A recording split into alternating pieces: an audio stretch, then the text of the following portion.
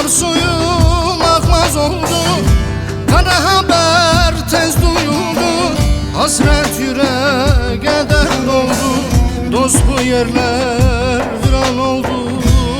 Ay, gözyaşlarımın sebebi dayanmaz dostum yüreği.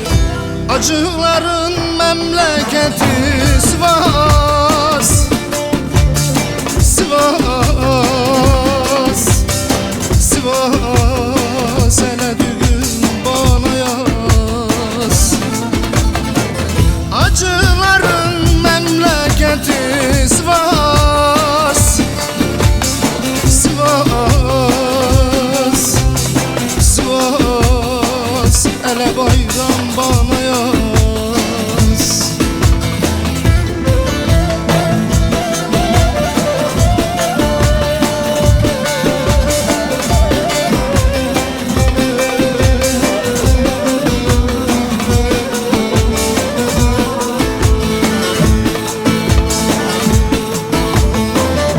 Yaktılar umutlarımı, karanlığa çevirdiler. Kerbela'da Hüseyin'im, bir yudum su vermediler. Canlar yakıp gittiler. Ay, gözyaşlarımın sebebi dayanmaz dostum yüreği.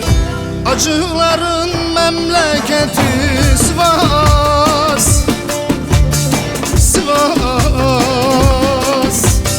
Sivas. Hele düğün bana yaz.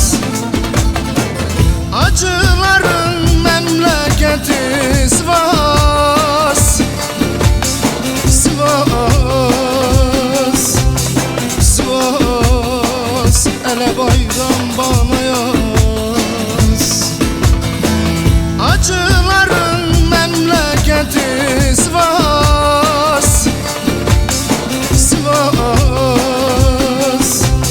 Sivas. Hele bayram bana